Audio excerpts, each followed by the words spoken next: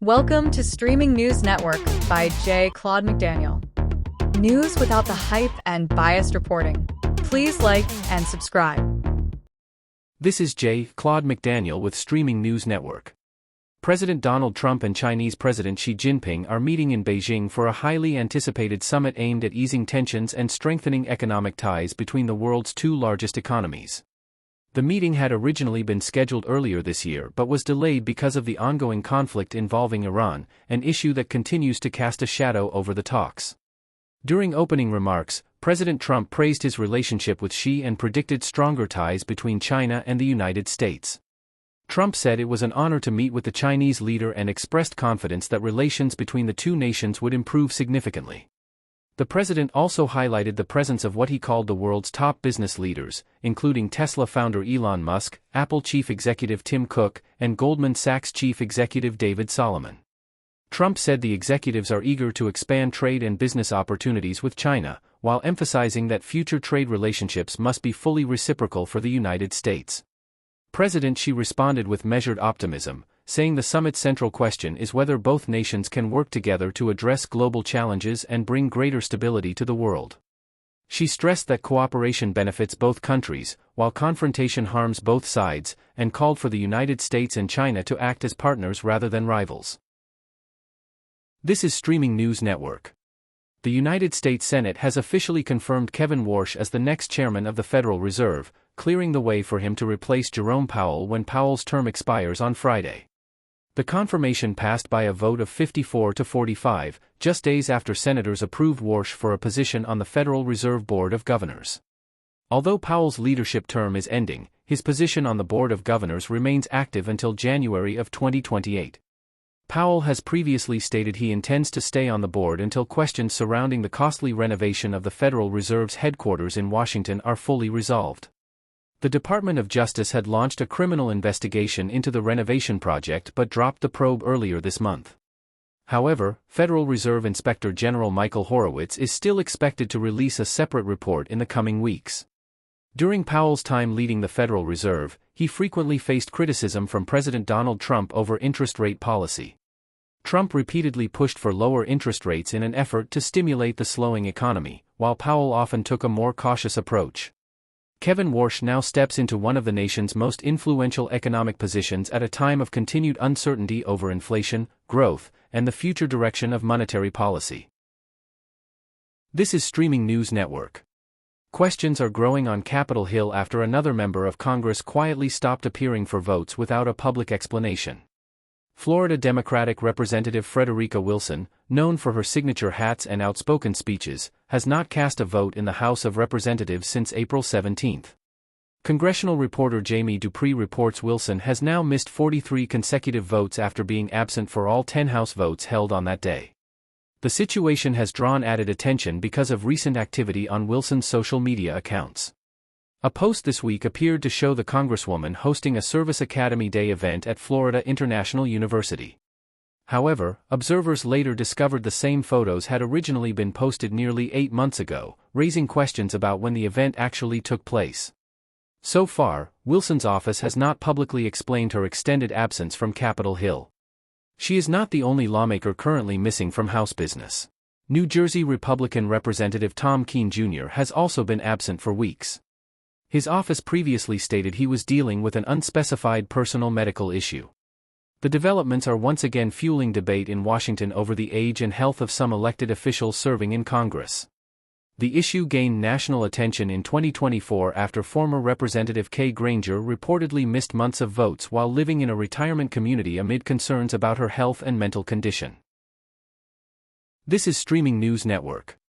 A federal judge in California has sentenced Eric Fleming to 2 years in prison for supplying the ketamine that led to the death of beloved Friends actor Matthew Perry. Fleming, a former television director and addiction treatment program official, admitted to distributing dozens of vials of ketamine to Perry's live-in assistant, Kenneth Iwamasa. Prosecutors argued Fleming abused his position as a trained addiction counselor to arrange drug transactions for personal profit. Court records show Fleming pleaded guilty in August of 2024 to charges including distribution of ketamine resulting in death and conspiracy to distribute the drug. In addition to the prison sentence, the judge ordered 3 years of supervised release. Fleming had asked the court for a lighter sentence that included drug treatment instead of extended jail time.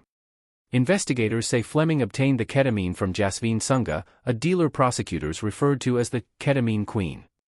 Sunga was previously sentenced to 15 years in federal prison. Kenneth Iwamasa is expected to be sentenced later this month. Matthew Perry, best known for playing Chandler Bing on the television series Friends, was found unresponsive at his Los Angeles home on October 28, 2023. The Los Angeles County Medical Examiner later ruled that Perry died from the acute effects of ketamine, with drowning, coronary artery disease, and complications linked to medication use listed as contributing factors. Perry's death sparked renewed concern over the growing use of ketamine in both Hollywood and addiction treatment settings. This is Streaming News Network. Fox News host Jesse Watters is facing backlash after sharing inaccurate claims on his evening program involving Director of National Intelligence Tulsi Gabbard and the Central Intelligence Agency. During Monday night's broadcast, Watters claimed that the Central Intelligence Agency had raided Gabbard's office and removed boxes of files connected to the assassination of President John F. Kennedy and the controversial MKUltra mind control program. Watters cited comments from a whistleblower and Republican Congresswoman Anna Paulina Luna while discussing the alleged documents. However, the claim quickly unraveled. Former Central Intelligence Agency officer John Kiriakou, who appeared on the program, acknowledged during the interview that the agency does not have authority to conduct raids on United States soil, especially against the Office of the Director of National Intelligence. Shortly after the broadcast, Director of National Intelligence Press Secretary Olivia Coleman publicly denied the report, stating on social media that the Central Intelligence Agency did not raid Gabbard's office. The controversy sparked widespread criticism online, including from some Fox News viewers, who accused Watters of spreading misinformation and misunderstanding the legal limits placed on intelligence agencies under federal law. Gabbard, a former Democratic presidential candidate who later joined the Republican Party, currently oversees the nation's 18 intelligence agencies as President Donald Trump's top intelligence advisor. This is Streaming News Network. Authorities in Mississippi are investigating the death of a 31-year-old father and newlywed who was fatally shot while fishing at a state park over the weekend.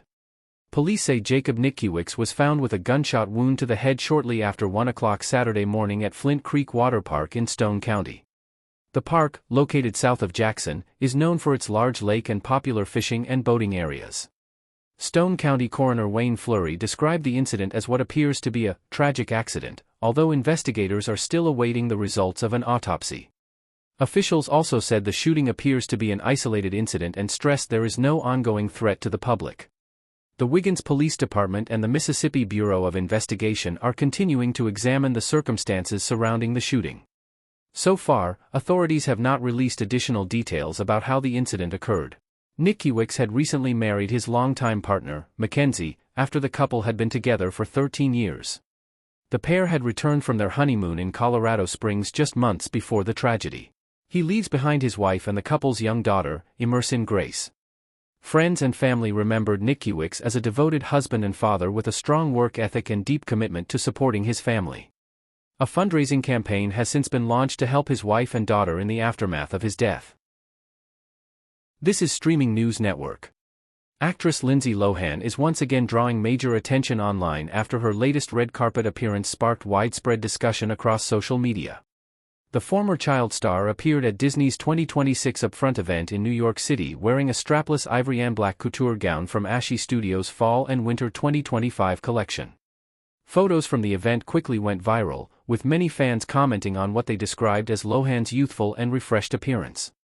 The reaction online was immediate, as some social media users praised the actress for looking radiant and confident, while others speculated about possible cosmetic procedures and claimed she looked dramatically different from her earlier Hollywood years. The appearance reignited ongoing conversations surrounding beauty standards in the entertainment industry and the intense scrutiny celebrities often face over changes in their appearance. Some fans defended Lohan, arguing that healthier living, makeup styling, and fashion choices can significantly change how celebrities appear in public photographs. Lohan rose to fame through Disney films before becoming a household name with movies including Mean Girls. In recent years, she has returned steadily to the spotlight with acting projects and public appearances after spending much of the past decade away from major Hollywood events. This is Streaming News Network. The Federal Bureau of Investigation is offering a reward of up to $200,000 for information leading to the arrest of former United States counterintelligence agent Monica Witt, who is accused of spying for Iran. Federal officials say the move reflects renewed urgency in a case that has raised serious national security concerns for more than a decade. Investigators believe Witt remains in Iran and may still be assisting the Iranian government. According to a federal indictment first announced in 2019, Witt allegedly defected to Iran in 2013 after serving as a United States Air Force intelligence specialist and later as a contractor with access to highly classified information. Authorities say she provided sensitive national defense material to the Iranian regime, including information connected to American intelligence operations and undercover personnel.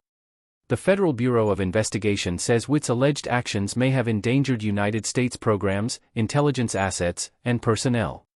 Officials are particularly concerned the information could benefit elements of Iran's Islamic Revolutionary Guard Corps, which the United States has linked to intelligence operations and support for terrorist organizations targeting American interests. The Bureau describes Witt as originally from El Paso, Texas. She is reportedly fluent in Farsi and is believed to still be living in Iran. Investigators are urging anyone with information about Witt's whereabouts or activities to contact federal authorities.